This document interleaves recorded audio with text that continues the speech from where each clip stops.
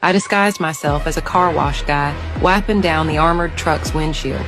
While I worked, I quietly used the hidden scanner inside my brush to capture the vehicle's VIN number. The guard saw me lingering around the front of the truck and got annoyed as hell. He quickly pulled out a bill, hoping to get rid of me. I put on a grateful face, took the money, and got the hell out of there. The second I turned the corner, I whipped out my phone, plugged in the data cable, and connected it to the scanner. I sent the VIN straight to my partner, Max. I knew as soon as he got the data, he'd hack into the truck's system and crank the interior temperature up to hellfire levels. Sure enough, a moment later, I saw the guard inside, sweating like a dog, frantically pounding the AC buttons. Too bad for him, the system was already under our control. The poor bastard had no choice but to pull over at the museum entrance and switch vehicles. A bunch of security guards swarmed around, no surprise there. The truck was carrying a diamond worth billions. After making sure the area was clear, the guard tried to step out, only to realize the doors were locked tight. While he was still processing that, the engine suddenly roared to life.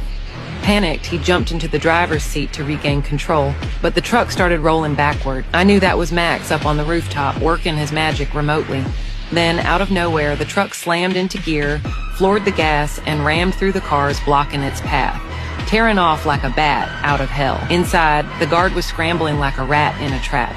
But no matter what he did, the truck wouldn't listen. That's when Max and I each pulled up in our cars, closing in from both sides, forcing the truck exactly where we wanted it. When we reached the drop point, Max rammed its rear end hard, and the beast finally screeched to a stop in front of a warehouse. The guard barely had time to catch his breath before I came barreling in with a semi, slamming into the side of the truck and shoving it into the warehouse. The big steel doors clanged shut behind us. Once inside, I flicked on every single spotlight we had, blinding the poor guy completely. That really set him off. He fired a shot right at us, but the bullet bounced off the bulletproof glass and nicked his own ear instead. To shut him up for good, I popped the hood, yanked off the AC compressor hose, and hooked up a line filled with anesthetic. I slowly opened the valve, and the knockout gas started pumping through the vents. He tried blocking the vents with his hands, but there were too many of them.